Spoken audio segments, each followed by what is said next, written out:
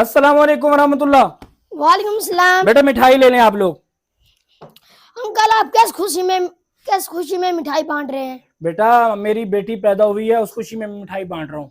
Uncle जब मेरी बहन पैदा हुई थी ना, मेरे अब्बू ने तो मिठाई नहीं बांटी थी। बेटा बेटी की खुशी में मिठाई बांटनी चाहिए, क्योंकि बेटी अल्लाह की रहमत होती है ठीक है। और बेटा जो है वो अल्लाह की नेमत होता है। ठीक। जब बेटा पैदा होता है तो अल्लाह पाक बेटे को फरमाते हैं जा बाप का बाजू बन जा, और जब बेटी पैदा होती है तो अल्लाह पाक बड़ी खुशी का इजहार करते हैं और अल्लाह पाक फरमाते हैं बेटी को तू खुश नसीब है, तू अल्लाह की रहमत है, तेरी पैदा होने की वजह से तेरे बाप का मैं बाजू बन गया हूँ। ठीक है अंकल, हमारे मोहल्ले में जब किसी का बच्चा पैदा होना उसके वजह से मिठाई बांटते हैं, खैरातें करते हैं, बहुत खुश होते हैं, लेकिन बेटी की वजह से तो नहीं खुश होते। बेटा आज के बाद आप लोग इस मामूल को चेंज करें। ठीक है। आज के बाद आप लोगों ने बेटी की खुशी, जैसे बेटे की खुशी मनाते हैं उस तरह बेटी की खुशी में भी जो है आप लोगों ने जो है खैरात करनी है, मिठाइयाँ बांटनी है।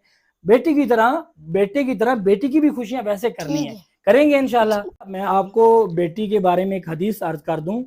अल्लाह के नबी सल्लल्लाहु अलैहि वसल्लम ने एक दफ़ा साहबा से अर्ज की कि अल्लाह पाक जो है फरमाते हैं कि जिसके यहाँ 4 बेटियां पैदा हों वो उनकी अच्छी तरह तरबियत करे, तालीम और तरबियत करे, उनकी अच्छी तरह परवरिश करे और उनकी अच्छी जगह उनका ब्याह करे, और ब्याह करने के बाद मरते दम तक उनकी खैर खबर लेता रहे, उसके ऊपर जन्नत वाजिब हो गई। जन्नत वाजिब हो गई। हाँ, तो साहबा ने अर्ज की ऐ अल्लाह के नबी, जिसके यहाँ 3 बेटियां पैदा हों, तो आप सल्लल्लाहु अलैहि वसल्लम ने फरमाया उसके साथ भी अल्लाह वही मामला फरमाएंगे।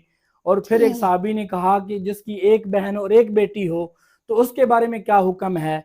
तो अल्लाह पाक का मामला उस एक बेटी के वाले के साथ भी वही होता है, उसके ऊपर भी जन्नत वाजिब हो जाएगी। जिसके यहाँ एक बेटी हो उसके ऊपर भी जन्नत वाजिब हो जाएगी। ठीक है बेटा, शुक्रिया, जज़ाकुमुल्लाह। अस्सलाम वालेकुम रहमतुल्लाह। वालेकुम अस्सलाम व रहमतुल्लाह।